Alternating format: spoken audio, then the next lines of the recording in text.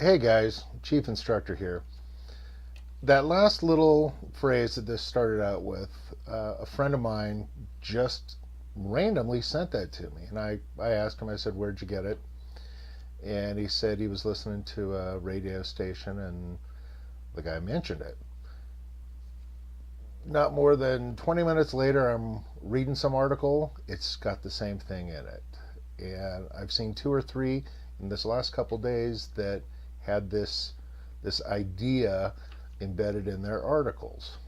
So now, not more than a couple hours ago this morning, the president is on TV and he's basically talking about the same thing. A business in Ohio, I believe, tried to build a 18-mile stretch of road.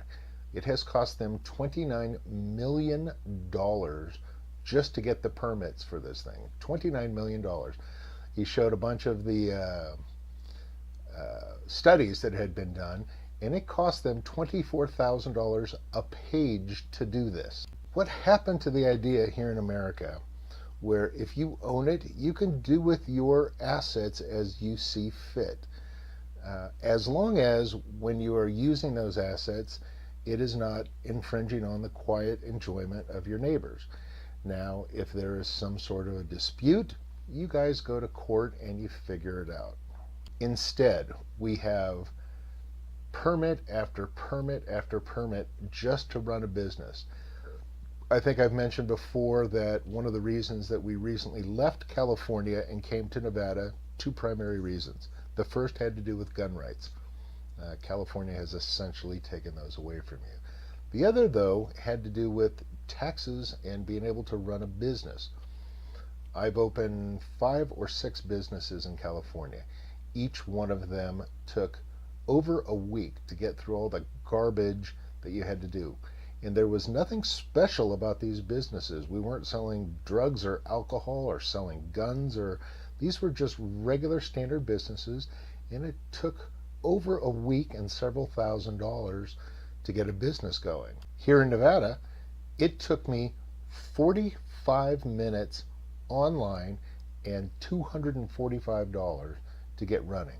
The only thing that was kind of a pain in the butt was I had to go down to the county clerk's office and do a fictitious business name license. Now, what the rationale supposedly behind all of these permits and licensing is that it will make you safe. So let's say you owned a restaurant. And so you've got the health department and all their little minions that have to go in and make sure that everything is nice and clean. So they give you thumbs up, 100%, everything is good. So what if 2 weeks later someone goes into your restaurant, eats your food, and gets sick? Who do they sue? Do they sue you, or can they also sue the state or the county because the state or the county gave you 2 thumbs up and everything is looking good? No, of course, you're the only one that'll be sued. So society nor the business gets any benefit whatsoever from this licensing and permitting. Shocker, it's nothing but a tax grab. No additional benefit is conferred on anybody other than keeping a state, county, or local official employed. That's it. The business doesn't get anything better. The customer who got sick has no additional recourse other than against the business owner, who is the one that should be held responsible. I can just hear it now. Oh, Chief Instructor, think of the children. They're all gonna die unless we have all these rules and regulations. I got one thing to say to you whiners. Act like an adult. You are responsible for your actions and the outcomes, not some government entity. You have to get this into your head. You are responsible for the outcome of your life, not some government entity. So here's the key takeaway. Permitting or regulating should confer a benefit upon someone other than the government agency that is enforcing the regulation. For instance, regulating asbestos in popcorn ceilings or other types of insulation. You stop the use of that because anyone who inhales the asbestos has got a high probability of future death. This is in comparison to something like regulating sugar consumption. It's nothing but a tax grab.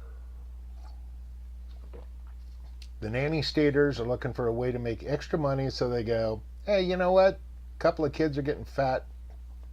For the greater good, we're going to ban sugar. Oh, wait, here's a better idea. Instead of banning it, what we'll do is we will tax it, because we know people are going to continue drinking sodas and eating candy bars and things like that. So we'll just tax the use. We won't ban it. We'll tax the use because, well, we're looking out for you. And I don't want to give the idea that I am totally against government interaction, government regulation in our lives. There are things where it makes sense, but they have to be used sparingly. That's the key. What happens with government, as with any entity, is it wants to grow. And that's what we see with all these permitting. Government gets to the point of stalled growth prospects, so they have to come up with new and novel ways of increasing their income. The other primary function of licensing and permitting is building a barrier to entry into a particular industry. Perfect example going on right now is with Uber and Lyft and taxis. These companies are obviously big threats to the taxi industry. So they start throwing up safety concerns and those types of things. I'll tell you right now, I would much rather be able to pull up an app and go, how many stars to the guy who's going to come pick me up? How many does he have? What have people said about him? It's the same thing with Yelp or Google, where you can see reviews on a specific business or individual. Licensing does none of that. It gives you a false sense of security because I've got a government certification here saying I'm a good driver. It means nothing whatsoever, because I can't hold that government entity responsible should you not live up to your side of the deal. Whereas with Lyft or Uber, I can go, this guy sucks donkey, and I'll never use them again. Enough people will do that, will see those reviews, and he'll go out of business. Let the market regulate business, not the government. All right, guys, got to go.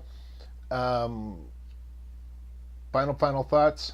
Smaller government, higher efficiency. Let the market regulate what businesses succeed or the businesses that fail, not some government bureaucrat deciding whether or not to give someone a 2 thumbs up. You can now do business. All right, guys. Talk to you soon. Later.